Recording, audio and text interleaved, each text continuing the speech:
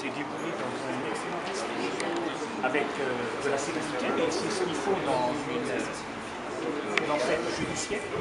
Nous avons insisté sur ce qui nous apparaît être les irrégularités qui affectent le processus électoral de ces municipales, et notamment, à mon avis, le moyen le plus opérant, c'est celui que nous avons tiré de la mise en place d'une technique qui s'appelle le phoning et qui consiste à identifier les électeurs de sorte qu'une fois qu'on les a identifiés, on sait ceux qui ne sont pas venus, et à ce moment-là, on organise le phoning pour que cela vienne.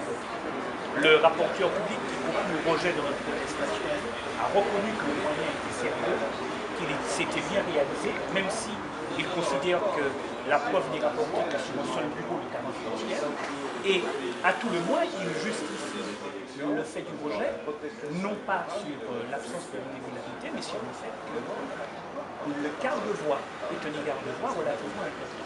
Nous en avons parfaitement conscience, puisque M. Laguerre a obtenu 12 000 suffrages, M. Carole 8 000, la différence est 4 000. Et c'est pour cela que nous avons invité la juridiction à évoluer avec la doctrine actuelle et à tenir compte du nombre de voix qu'il conviendrait d'obtenir pour éviter le ballottage. L'écart est de 460 voix. Sans ces 460 voix, le ballottage entre M. Carole et M. Laguerre aurait eu lieu.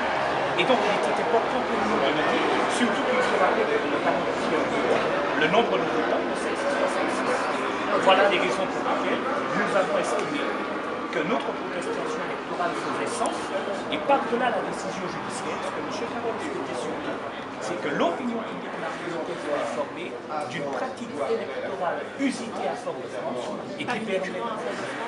en tout cas, le dossier que j'ai me permet de dire que c'est à Fort-de-France et qui, à ce moment-là, a des incidences sur le résultat des élections.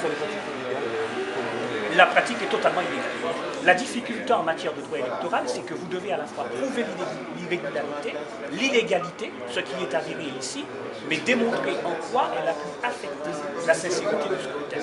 Et le juge administratif s'étant toujours justifié au regard du nombre de voix, dans l'écart de voix entre les candidats, c'est donc cette problématique-là qui, à mon sens, est la seule difficulté qu'a à résoudre aujourd'hui la situation.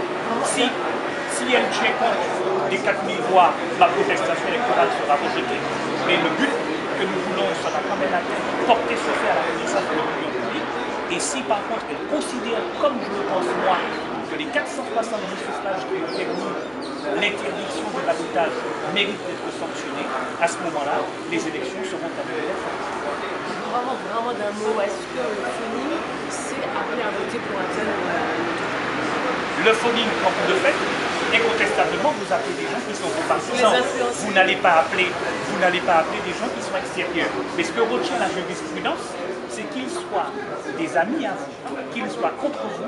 Le simple fait d'appeler les électeurs à venir voter le jour du scrutin constitue une illégalité électorale.